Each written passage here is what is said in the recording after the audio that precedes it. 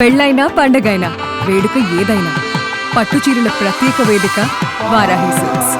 గంటకో మాట పూటకో పాట.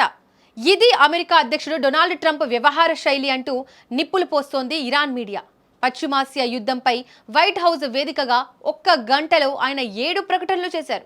అయితే అవన్నీ అబద్ధాలేనంటూ మండిపడుతున్న ఇరాన్ ట్రంప్ది అసలు నోరేనా అంటూ ఆగ్రహం వ్యక్తం చేస్తోంది.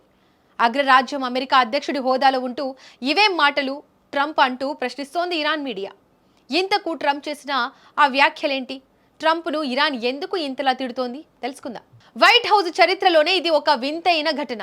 పశ్చిమాసియా యుద్ధంపై డొనాల్డ్ ట్రంప్ వరుసగా 7 సంచలన వ్యాఖ్యలు చేశారు. అందులో ఒకటిది ఇరాన్ ఆర్థికంగా కుప్పకూలిందని ఒక మాట, ఇంకా రెండవది తమతో చర్చలకు ఇరాన్ ప్రాధేయపడుతోందని మరో మాట, ఇక మూడవది అణు ఒప్పందానికి ఇరాన్ సిద్ధమైందంటూ మూడో మాట, ఇక నాలుగవది పాకిస్తాన్ వేదికగా డీల్ క్లోజ్ అయిందని మరొకటి. ఇలా ఒకదాని మీద ఒకటి పొంతనలేని ప్రకటనలు చేస్తూ ఇరాన్ను ఇరకాటంలో పెట్టే ప్రయత్నం చేశారు ట్రంప్. ఈ ప్రకటనలు ప్రపంచ మార్కెట్లను సైతం షేక్ చేశాయి. కానీ ఇరాన్ దృష్టిలో ఇవన్నీ ట్రంప్ ఆడుతున్న మైండ్ గేమ్ మాత్రమే. దీంతో ట్రంప్ వ్యాఖ్యలపై ఇరాన్ మీడియా అగ్గి మీద గుగ్గిలమవుతోంది. అగ్రరాజ్య అధ్యక్షుడి హోదాలో ఉండి ఇవేం మాటలు ట్రంప్ అంటూ నేరుగా ప్రశ్నిస్తోంది.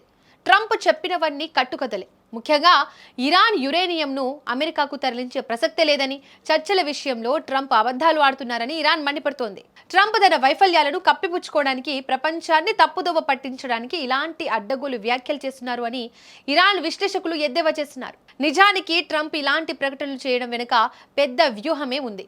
ఒకటి, ఇరాన్ ప్రజల్లో గందరగోళం సృష్టించడం. ఇక రెండవది, అంతర్జాతీయ సమాజంలో ఇరాన్ను ఒంటరిని చేయడం. కానీ ఇరాన్ మాత్రం తగ్గేదేలే అంటోంది.